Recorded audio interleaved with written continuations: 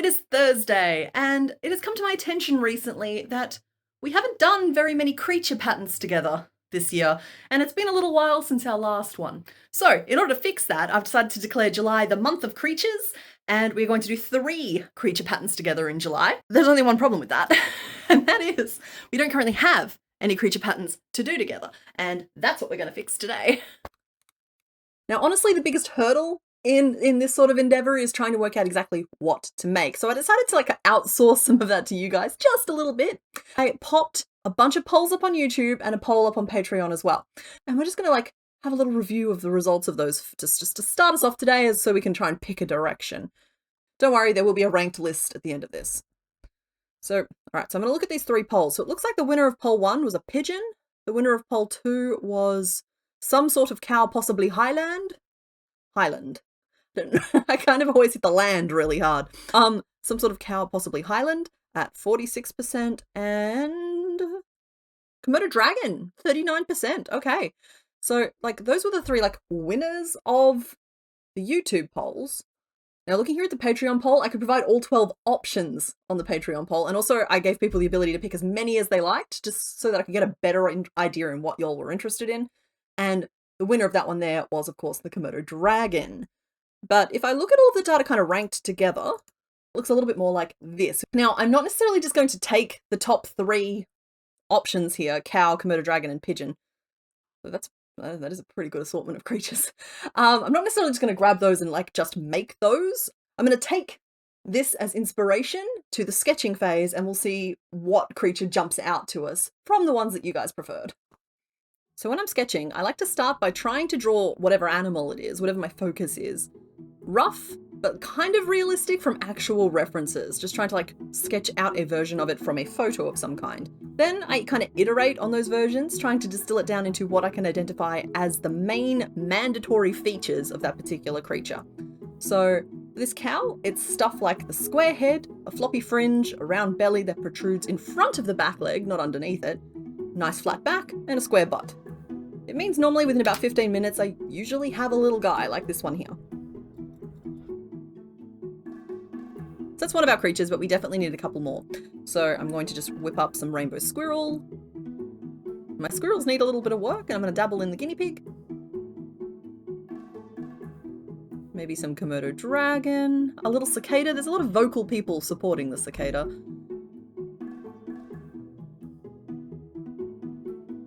And I also drew some pigeons and some beavers. Okay, so now we have our sketches. So all we have to do is go through them and pick what little guy we want to make. Alrighty, well, the Highland cow was very high on everybody's rankings. I think my squirrel game is a little underwhelming, frankly. Plus, we already have a squirrel, and what makes this particular squirrel special is basically just a longer tail and some different colours. So I guess it is different-y enough, but I'm not feeling particularly inspired by either the squirrel or the guinea pig at the moment. The Komodo dragon could be fun, but it's kind of a harsh warm-up to today. Same with the cicada. And besides, the cicada was pretty low in the rankings, if I'm honest. We have the beaver, and there's a pretty good chance we're going to make this little guy at some point. But I think that today we're going to start with a pigeon, specifically this one here. I love pigeons. They make milk. Those are 2 separate facts. Those are 2 things we know about pigeons. That is going to be where we start our design journey today. We're going to go for just a grey pigeon. It's the stock standard pigeon. Alrighty, well, pretty sure my greys are in my Pokemon bins at the moment. Because we were working on Donphan as of the last stream. Are you still attached? Oh no, the grey I need is currently attached to a project, so we'll just liberate that. Hold on. Okay, cool. We can reattach later. So, grey. Grey. Oh, you're next. What do we got? Ooh. Some of that. Some of that. Oh, and we need some antique rose as well, but I'm gonna try and pull it from my backlog here.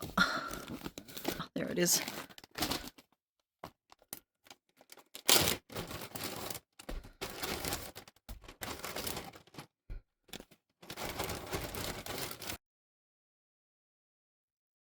And I think these two colors are going to be mainly used to add like an iridescent type of detail to it rather than actual stitching. We're just going to see how we go. So just because we have our little sketch of our little guy doesn't mean we're actually ready to start stitching. The next thing we have to do is a little bit of a shape breakdown. So what I'm currently thinking is we'll do a separate headpiece, possibly with a little bit of a detail around the edge. Don't know about that yet. Pigeons are rather smooth birds, you see. For the body, kind of want to do it as like a long teardrop, but I think that there is potential here for us to build the leggies in and save ourselves some work. We've done it before, we can do it again. And we'll do wing pieces as well. And the pigeons that I'm looking at all seem to have these two black stripes on the wings. And I will do my best. Beak might be built in. Beak might also be sewn on. We're going to try a couple of things here. This is a design session. I don't need to have all the answers yet.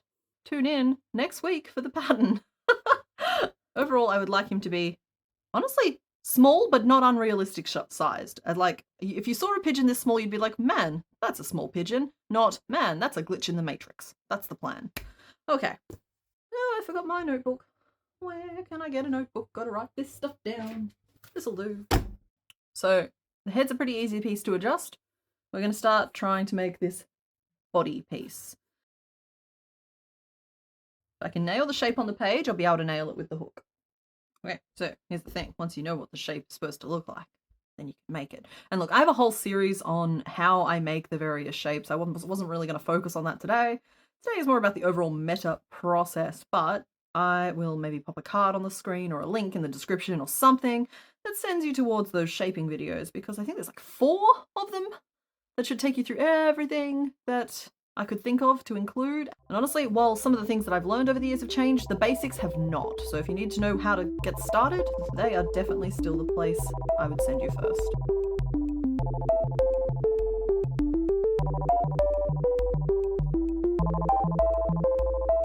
Okay. Having said that, the big kind of lineup issue for this particular piece is going to be creating the dome for like the pigeon breast, and then starting the legs in the right spot the first time, because while frogging is a perfectly natural and normal part of the process, I like to challenge myself to not have to do it if I don't have to. You know what I mean? So I'm going to be trying to line these guys up, and I'm using like this little drawing, like literally just my sketch there, to help me line it up. So I've built up to 24 stitches. It's a pretty decent pigeon sized, honestly. It's going to look bigger than this when it's done. I have a pretty good feel for these things, and this will be bigger.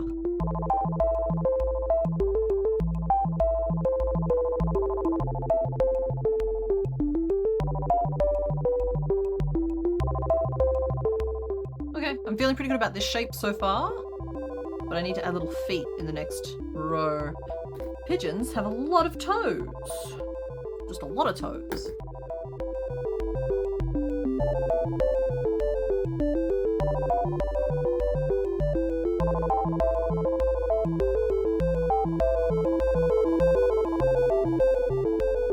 Alright, so I'm not super excited about these in their current form, but we're just gonna see how we feel about them once the legs themselves have been finished off. Because with the way I've patterned it, I can literally just like take this and turn it into a little pink blob. It's not a big deal, but I wanted to try and capture a little bit of like pigeon toesies.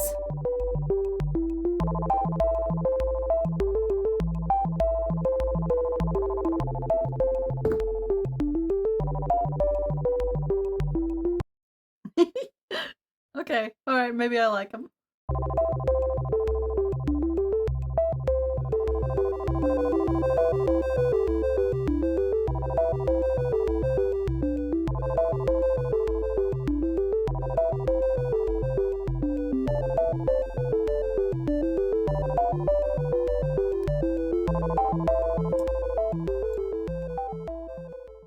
Okay, well, we can already tell that this is going to be a funky pigeon daddy. May have made him slightly too long. We'll see if the head balances him out or makes it worse.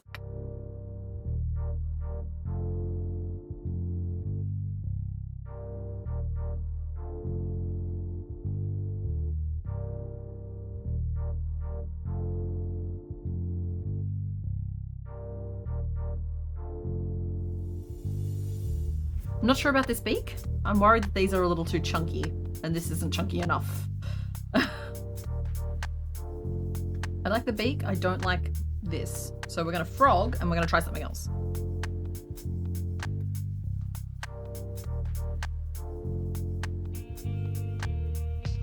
Maybe better?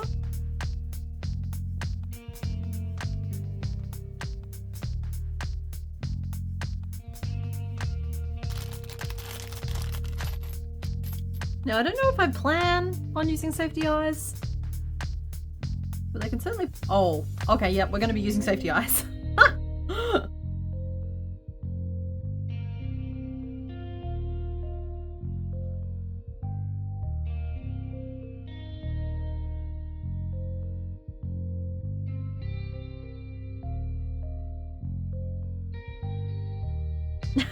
What you doing down there?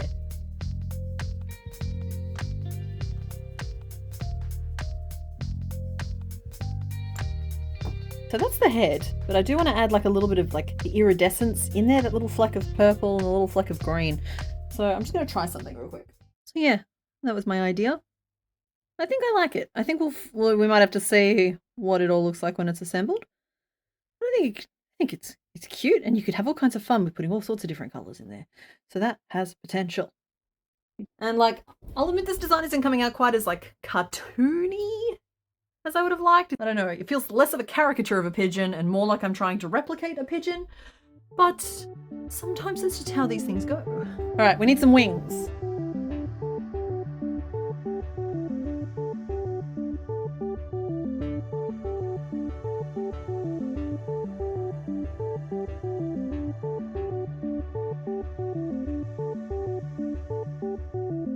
I'm having to use a ridiculous stitch. It is a treble, but I think it's going to be a treble 7 stitches together, which is a decrease using trebles across 7 stitches. And normally this is the sort of thing I would go back and revise and remove and find a different way to do, but I think it's gonna make the best feathers for the wing, and so you might just have to be putting up with my nonsense, because like, it's gonna look really good.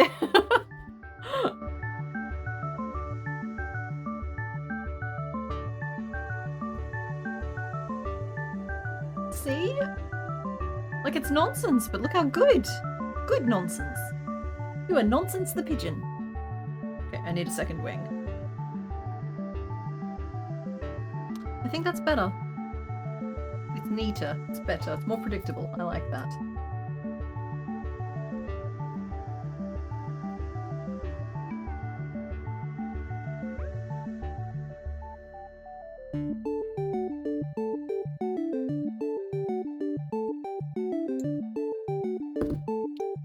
Alright, so that is the pigeon all assembled.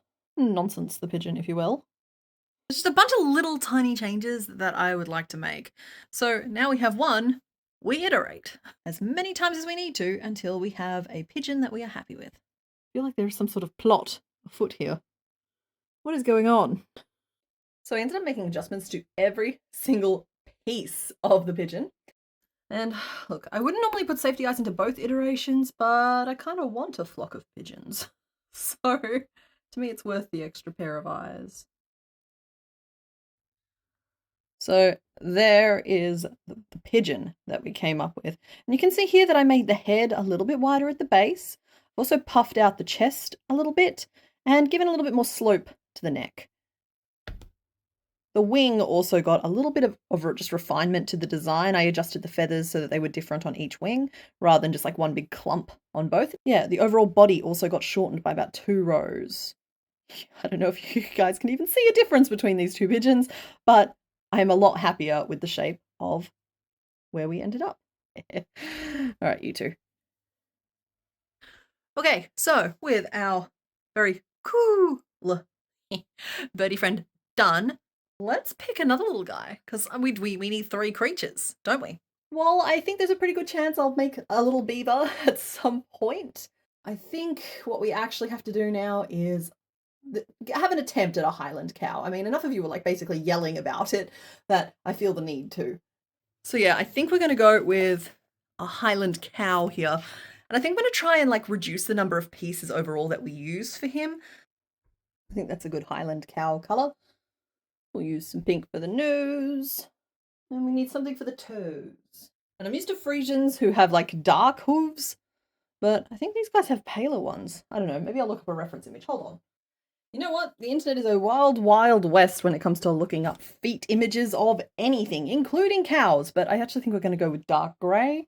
Possibly light grey, but we'll do dark grey for the initial experiments. See how we like it. I hope you like what I did there. You know, Highland cow, wild, wild west. We are on our game today.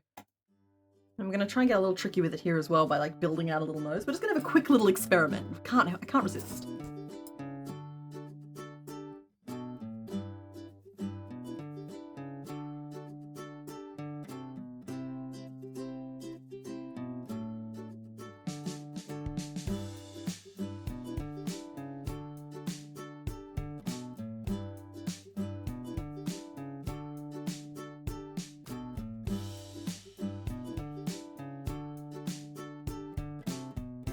Alright, this is coming out too small. I'm going to try again.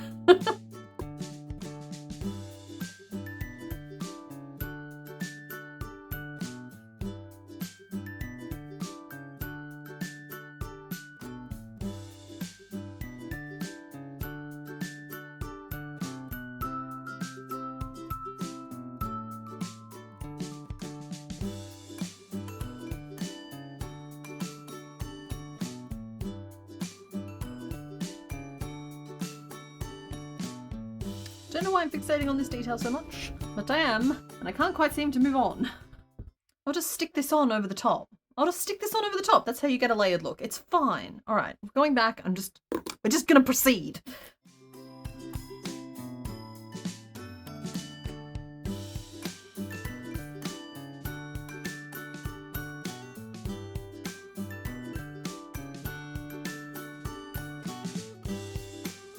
Oh, baby.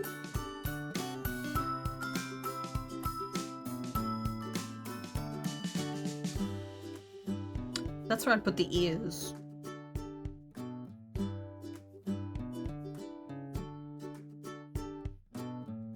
Now we have ears.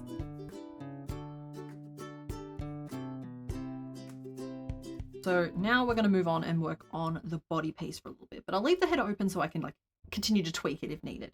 So to start the body, I'm just going to make a little panel that basically comes out to the same number of stitches around as the current opening on our head, so I can more easily join them together later. And I'm going to completely replicate the final row of the head that we have so far, just so that I know I'm building from the same kind of structural framework. It's just a little bit of a shorthand that's going to make iterating it a little bit easier. Then it's just a matter of kind of working out how to grow like the front little like lump of the chest and then down into those legs. So I'm growing two tiny little hoofs there. Oh, pitty patty little feet. All right, so they obviously need to be a lot bigger because currently the belly is dragging on the ground. But I do think we are getting closer. This would be there. The back, thankfully, stays pretty flat for this part anyway.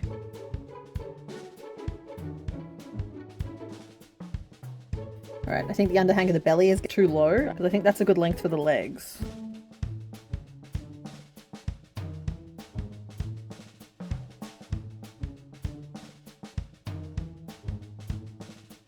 So I'm going to try and build the hoofs into it a little bit. The thing is here is that I'm not going to know if this shape is actually doing what I think it's doing until I finish this row here, which is going to like start sandwiching them in a little bit, because I really do want that little bit of like a flare at the front for a little chest as well.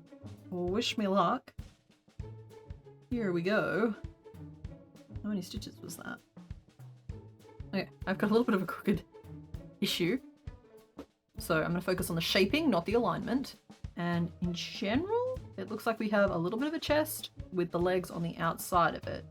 When stuffed, it's going to change the profile just a little bit, but I think the shape is good, it's just we're twisting. So I have to go back and like work out how to straighten these legs out, but that'll be something I can do once we're actually attached to the head.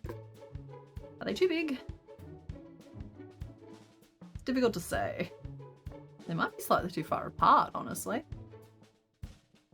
Ah, the joys of designing. Never mind, I've decided I'm gonna soldier on and to see if I like it. I'm trusting the process. I mean, he's cute, right? I think it's cute. We have a cocked leg, however. So the alignment is off.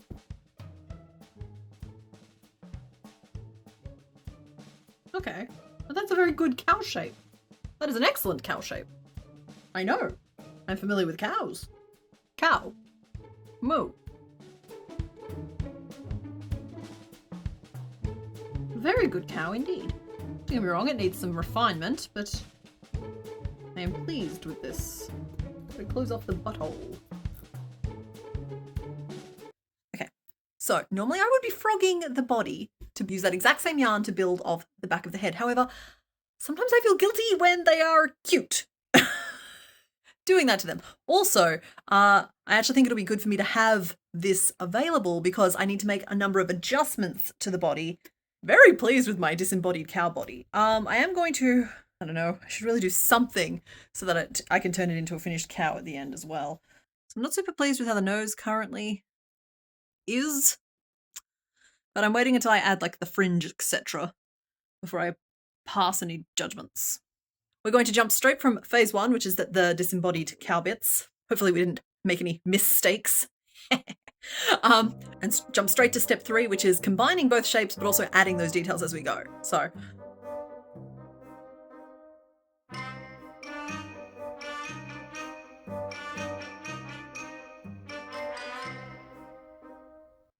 Cute little fringe.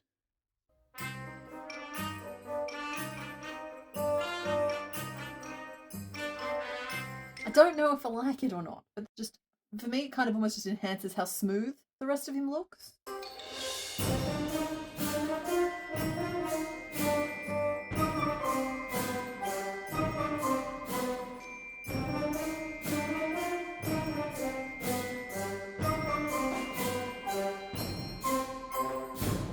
Well, look, mate, you're being very badly behaved. Every time I move his legs over to try and straighten them out, they just appear slightly crooked again, but in the opposite direction. And moving them even one stitch in either direction is like 300 stitches. And I've spent the last hour shuffling the legs backwards and forwards, and I've had it, okay? You're being a very bad cow.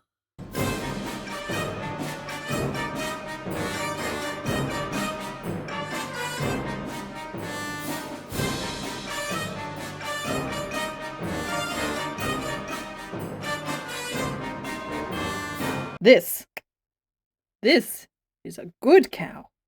And this one here just looks like a pig. And we might have ourselves a very good cow. You don't normally get to see all of this, so I hope you're enjoying it.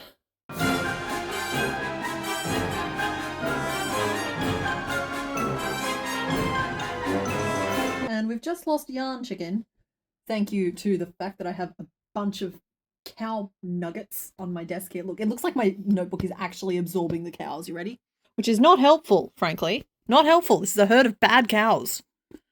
That said, I do have to start frogging some of the practices so I can reclaim the yarn so that I don't just like waste a lot of resources here. Let's go eeny, meeny, miny, moo. This guy is going to be minced. Let us liberate you from this mortal coil.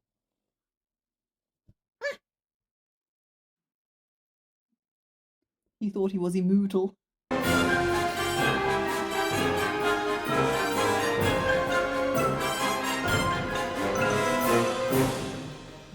See here, Missy Moo.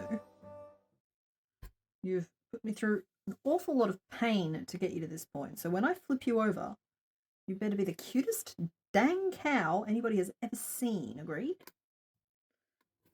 Alrighty, here we go. Remember, adorable and a cow, not a pig. Here we are. Dang. Okay, you're approximately cow-shaped, but I'll admit that I'm not in love. Your legs are straight, though. Not loving it. So, in light of having worked on this for the last, I don't know what the time is. It's pretty close to, 10 hours. We're going to sleep on this one and come back to it tomorrow and see what we can do to make us like it better, because there's something just not hitting me right about it. So, hopefully we can just solve it in the morning. Okay, so we're back. It's the next day, and I'll admit it's quite late on the next day. We are mid-afternoon already. That is because I have been procrastinating starting this for as long as I possibly can, but I don't think we can put it off any longer. That said, I have been spending the moment ruminating, and I think I've worked out what the problem is. I think this is a perfectly good cow, but I don't think it's a Highland cow. I think that Highland cow is a different shape than what I have managed here. If this was black and white, maybe with a little pink udder sticking out, perfect cow pattern. So I might pop it to one side and keep it as an okay cow pattern, but I want to just try and have one more go. And keeping in mind, this is like my 5th attempt. I have literally pages and pages and pages of notes at this point that have been crossed out and scribbled and adjusted and written again. But I think we're going to have one more attempt from scratch. I think we'll get it this last time. And then we'll move on because we still have one more to do today. Okay, you're looking like a baby again, but you've betrayed me before. I might actually hate cows. I really got to move on to the 3rd pattern, but I also suppose I always knew it was going to come to this. You're going to make me do lark heads, knots all over you. I don't think I'm your person for fluffy things. I think I lack the will to make things fluffy. That's probably going to be our base piece. And then at some point over the next few days, I will attach a bunch of fluff to it and insert the shots here of what that ends up looking like. Okay, Marshmallow, come on, don't be shy. Moo. So I've added a bunch of fluff. She is still missing a tail. She's been spending a lot of time in a box, but that is what she ended up looking like. But in the meantime, let's move on because we do need to make at least one more creature today to keep everything on track. Move our disobedient herd out of the way. Okay, so far we have 2 pigeons and 3 cows. Here's hoping that I don't have to make 4 of whatever is next. 1 would be great. Okay, so I'm not really feeling squirrel or guinea pig. I'm kind of done with fluff for now. Cicada or Komodo dragon, they're both strong prospects. We've done a pigeon. Oh man, I want to make this little guy so bad, but I'm just a little burnt out on brown fluffy things. But maybe I come back and do a beaver for like the August pattern or something because he's just a little guy. I think I'm going to have a quick attempt at a Komodo dragon. If it's just not coming together, we might switch gears and go to cicada. But we're going to start in lizard territory before we give up and head towards the familiar lands of Bugland. Alrighty, so long lizard, squarish face. I want to look up some more reference images around the face because this is looking a little Kermit the Frog to me. It's actually pretty accurate, even if it does look goofy. Alright, I have a planned approach here, and I'm going to go pick some fun colours because frankly I'm really bored with working with browns and greys. Not that you're not both handsome, but I don't know, with reptiles I feel like you get to have a little bit more fun.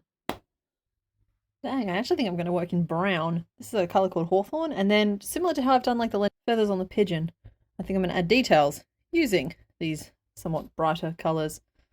This is why every time the opportunity presents itself I end up making blue or green creatures. It's because everything in real life is just brown. Or grey. Alrighty, Komodo dragon. It is going to flow from my hook fully formed because we do not have time for it to take any longer than that. Go. So for this guy, I'm thinking we're going to completely abandon the notion of any kind of no-sew anything. I think we kind of dabbled with it a little bit for pigeons. We really steered into that curve with the cow. And the time has come for me to actually just allow myself to make some pieces.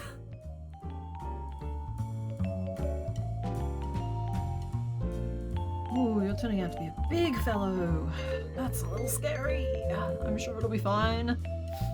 Just going to shorten the body a little bit to try and give me a chance. No, it has to be long. He's a long-bodied fellow. Don't know why I've decided to make him a dinosaur, but here we are.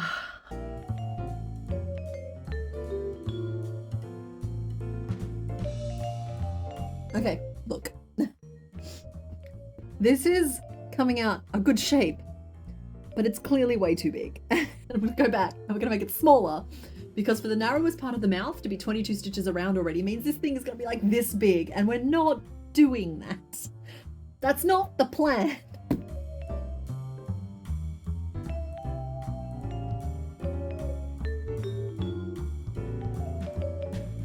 A better size. Yum, yum, yum, yum, yum.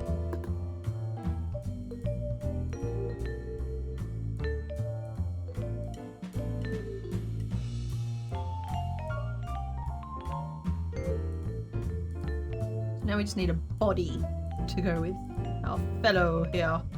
Hello, I am now the narrator. I shall narrate the rest of this video.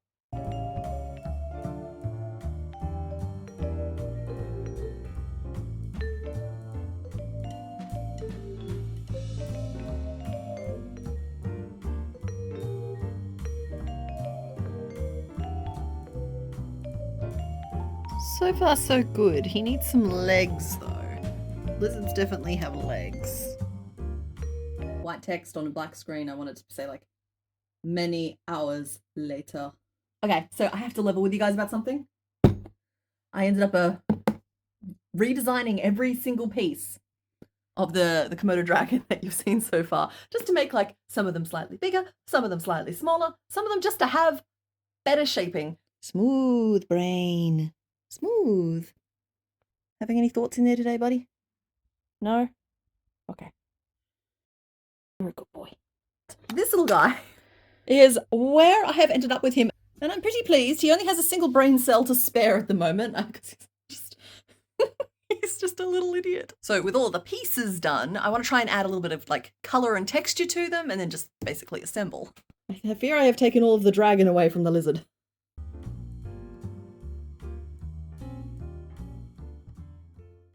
Marshmallow, such a drama queen. Beauteous boy. Right, so what you can see here is I completely redesigned the top of the head so that the eyebrow ridges are in the correct place and he has some little nostrils now. And I also decided to add some little yellow rings around the eyepieces, which are not currently snapped on. And that is because I looked at some more reference images of Komodo dragons and noted that they kind of had that as a detail. And I do like to include some little details here and there. I have already addressed in the pattern the fact that the tongue kind of sticks off to one side, so don't worry about that, but I didn't want to make this whole piece again because what you'll notice is I've split the tail off. This is the original body that we made, but I didn't like the fact that the tail was curving down, and there were things I could do to fix that, but I just could not get the rows flowing in the right direction in any kind of straightforward way, so I ended up just making the tail as a separate piece, which saved me, frankly, hours, if not days. We've got 4 chunky little legs here, and they are distinctively left and right. So that is 4 different leg patterns for us to make when this little guy's number comes up. Yeah, 2 little back feet and 2 little front stompers. And you'll see I took what used to be a separate lower jaw and the body, and I've combined it into just one massive piece. A little pink in there just to give the illusion of the mouth. And for the final pattern, the tongue's actually going to be anchored further up, so that it can dangle anywhere you like it to. And this one here, it's just dangling right near the edge, which gives it a little bit of a funny look. But I love our boy, and I didn't want to frog him all the way back just to adjust the tongue position slightly. So there is the body. So let's add some colors to him. And I'm going to start by putting a little bit of yellow throughout, just to see if we like it. It's actually the same technique that I used on my gecko pattern right back in the day, the leopard gecko. Do I have one of those out? Let me have a look. Do I have one of those on my shelf that I can quickly grab? I do. Hello, buddy. Come with me. So similar technique to this, who was made all in orange, and then we added a little black fleck all over. Hello. My goodness, I apparently really like my open-mouthed lizards. You can monitor. You're a monitor lizard. Yeah.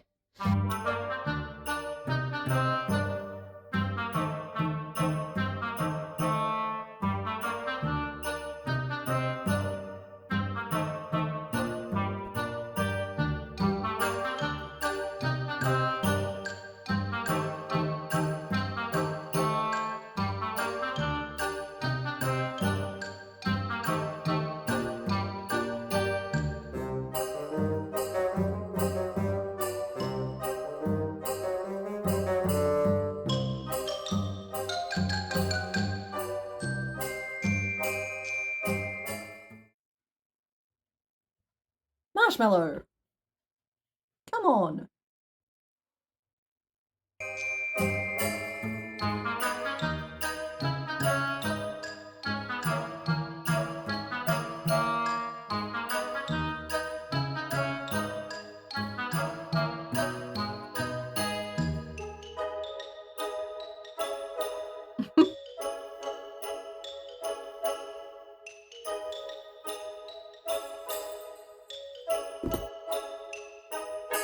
Okay, so here's the thing. I know that I have stripped this guy of any dignity that Komodo dragons might have. I've like just fundamentally failed to capture the vibe of them. But I love him. Not a single brain cell anywhere in that little brain, and it is doing its best. So let me just clear up here and then we'll review. Okay, so we have our pigeon, our Highland cow, and our Komodo dragon. And these are officially our 3 patterns for Creature Month. Now, this is normally where I would end this video. However, you might be able to see from the timeline that we're not quite done yet. So I thought some of you might be interested in seeing what happens after we have our designs and what it takes to go from the design to like the finished video, the actual finished thing, because honestly my work is just beginning here. I have my notes here. It's 1 page of many. And the next thing we have to do is type them up. It's what like notes look like with all of their corrections on them. Now, I do have a little bit of a shorthand when it comes to my notes in how I write them out by hand versus how I type them up. But I do have this neat little thing that I've built in Excel that kind of helps me take them from like notes to what you end up seeing.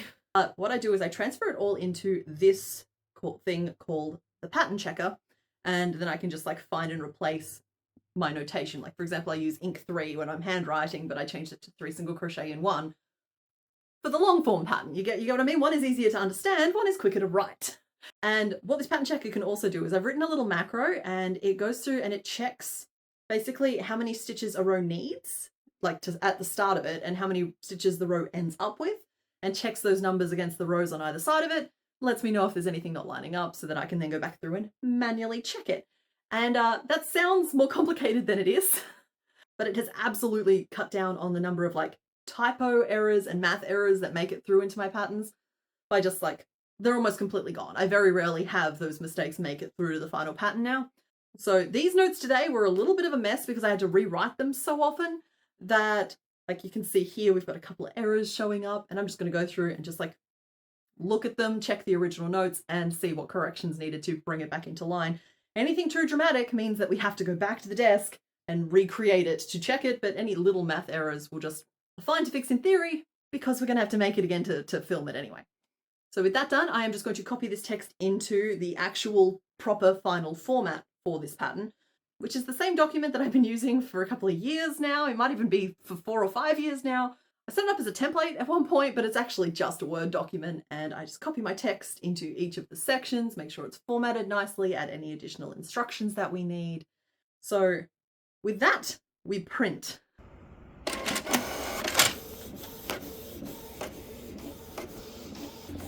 Now, I ideally would have screens set up at my desk here that I could just have the pattern up on, but instead we kind of have to make do with this like paper and magnet setup because magnets are magical.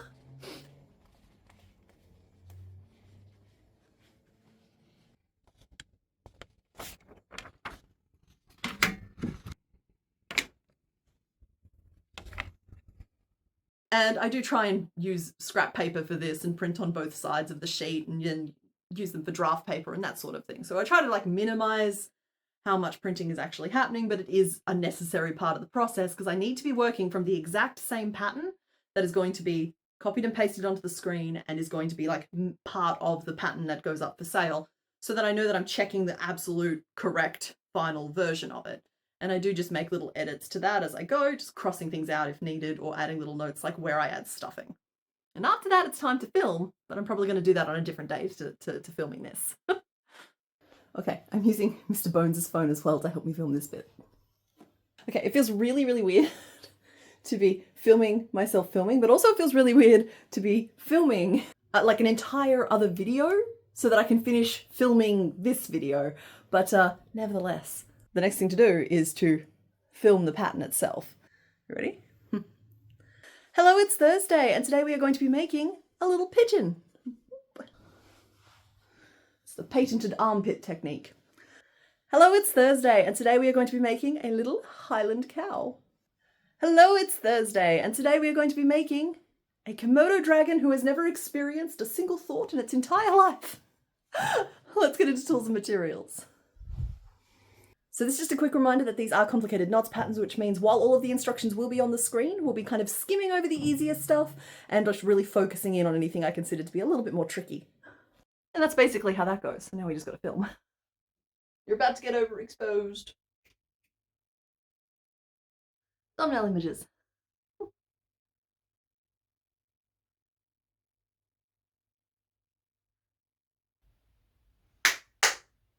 All right, let's talk about tools and materials. In front, I've forgotten that you need pink. So there's our first one, and we're going to do that 5 more times around. I'm just waiting for that vacuum cleaner to pass. Syncing audios. And this is really kind of your last chance to sneak a little bit extra stuffing in there. Oh, sorry, autopiloted just for a second there. So there is our body piece. See, I told you it would have 4 toes. Already seeing corrections that need to be made here. And see, this is why I have to work from the actual formatted pattern, because if you see here, I've had to make a number of they're not really massive math corrections, but it's little things like, oh, I forgot to change to a different color here, or hang on, we have to do that bit twice and not just once. So little corrections like that, it's helpful to have them noted as we go, and then I can go and get them corrected before the pattern goes public. And we can trim off our black now.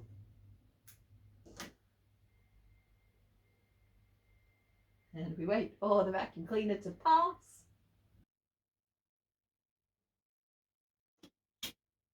And this happens sometimes. My phone stopped recording halfway through that. I don't know how much I just lost, but hopefully it wasn't too much because I just built the whole beak, and that's very frustrating. So I've lost the beak. I have to go back and make the beak again. But it's only 2 rows. It could be worse. Still very frustrating though, particularly with the vacuum cleaner stuff going on today. It's just been a distracting kind of day. Anyway, I think you've seen enough. Okay, so I finished filming that now, and I'm kind of a little bit stuck onto how much of the rest of the process to really show. I do know that one of the other things that we need to do is take a bunch of photos, both at the desk as well as I have a little studio thingy light thing set up in my wardrobe. Because we need thumbnails, I need post images for things like Ravelry and Etsy. I just need a variety of images, so we're just gonna take a bunch of those now.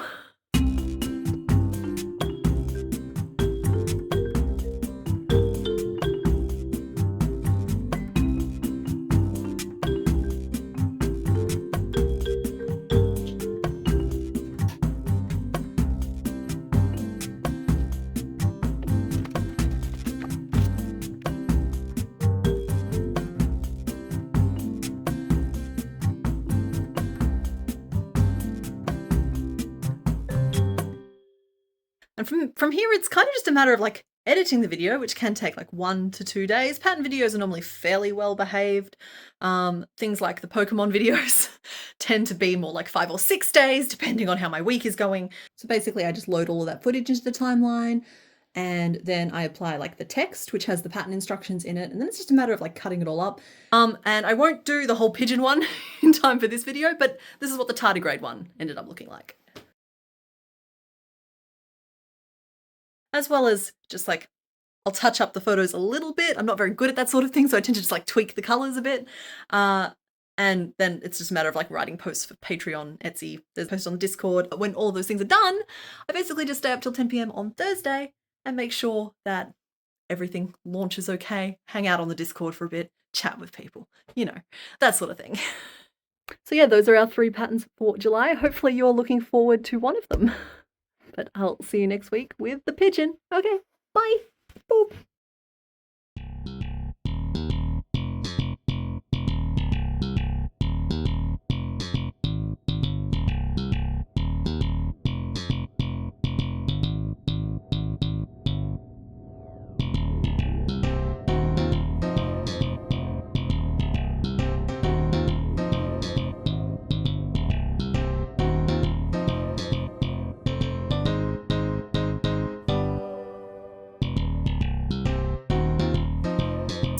I love pigeons. I do. I just think they're great.